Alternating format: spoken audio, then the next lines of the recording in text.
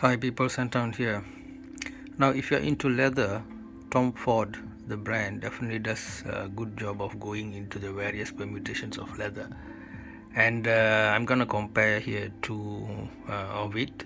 Tom Ford Effin Fabulous 2017, and the other one is the Tom Ford Ombre leather. Okay, so there are other leather perfumes as well, but in this case we'll limit our discussion to these two mainly. Now, if you talk about Ombre Leather 2018, right? The nose is Sonia Constant, okay, and it opens with cardamom and then goes down to the middle with leather, jasmine, sambac, and then down at the base with the amber moss and patchouli.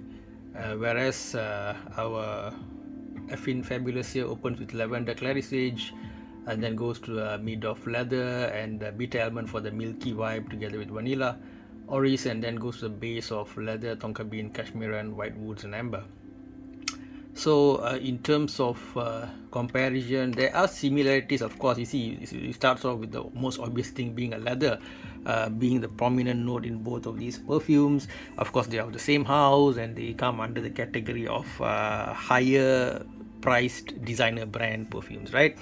So if you are somebody who don't like to wear what everybody is wearing, okay, and yet you lack the budget for niche level products, niche level perfume houses, which can be very expensive.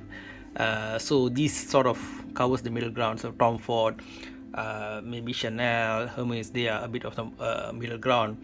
Now products like Dior, although it's under similar category as Chanel, are quite popular actually, and so you might still find yourself smelling like a lot of other people. Okay, so for relative uniqueness, for upper mid tier pricing, so you might fall into the category of Tom Ford if these are your points to tick when you make your buying decision. Okay, so that's where the overall picture is. And now delving a bit deeper, of course the quality of the blend reflects the price to a certain extent, where you can see they've put in some quality stuff there. It's not just all alcohol coming out as you put them on. Okay, and the reason I bought decants is also because I want to be somewhat conscientious of the price I'm paying, whether I get my money's worth and so on. So it's a good idea to buy a decant and then test it out for some time, and if you really like it, then to ultimately get the product. So what do I feel? I have mentioned in previous videos, usually these kind of leather perfumes to me seem suited to two categories, two opposing categories. One is more formal, boardroom, or reading room, old gentleman's club, right? That type of things, right? It sort of works there, I think. And the other extreme being more in the environment of a garage, more of a biker guys leather. That's the other spectrum I see it working. I, however, don't see it working as a fun, cheery, teeny boppy. I don't see it working on the lighter side of things. Okay, it's more talks about mature. It more talks about the heaviness of time, responsibility, these kind of things, maturity, right? And that's more of the how to say, the feel, right? The feel of the notes. Now, since both of them have more or less leather being the dominant, and so how are you going to choose, right? So offhand, just like how to say, first impressions is that when I spray on the ombre leather, I like the fact that they put in some florals there, so that it starts off with some light florals for a very short period of time, and then the leather sort of comes into your nose, and that's nice. And the leather also is of a pleasant quality leather, and so it's kind of medicinal, but in a good way. Okay, they got some cardamom and so on.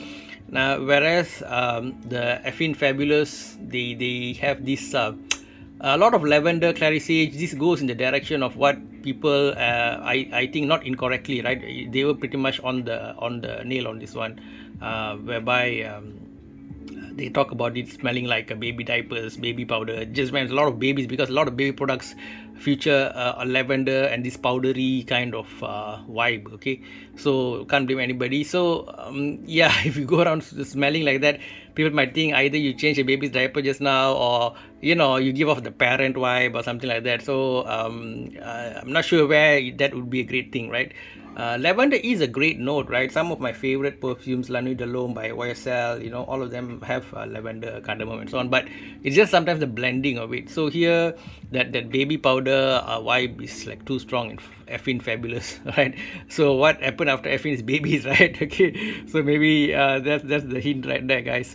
So yeah, so ultimately, my verdict would be that, or if you are, as I said, if you are under that category, you like leathery notes, you have your budget which is on that kind of a level where it's not too niche, but at the same time you don't want cheaper supermarket products, and you're a bit brand conscious, right? So if you tick all these categories, then of course this becomes a very reasonable buying proposition.